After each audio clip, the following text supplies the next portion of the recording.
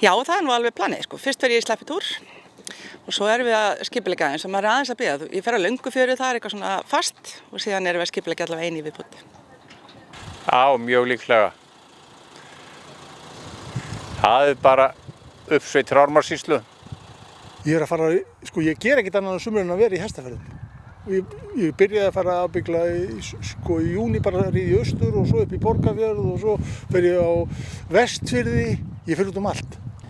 Sko það ekkert planað með mig en ég fer örugglega ykkur að Hestafirði þó að vera ekki nema rétt í kringum litlu hringinn í Landeyjunum svona nokkra. Þá döndar maður sér við það eitthvað.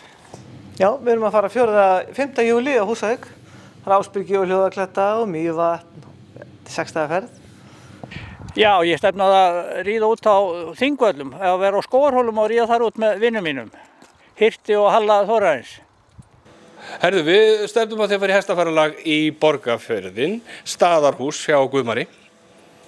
Já, það stefnan að ríða upp á Hálendi, fara í Landmannahelli og ríða eitthvað þaðan út og taka börnin með og hafa gaman. Og jafnvel eitthvað á Löngufjöru vonandi. Já, maður verður að fara í Hestafirði í sumar. Bara fá af Ragga til þess að finna einhver skemmtilega leiðir. Hann veit allar. Já, ég fer allavega í 1 eða 2, ég bara ekki alveg búinn að ákveða. Það verður allavega 1 sem verður svona eitthvað upp í Landsveit og svona í Fljótshlíð og Landeyjar. Hún getur verið svolítið góð.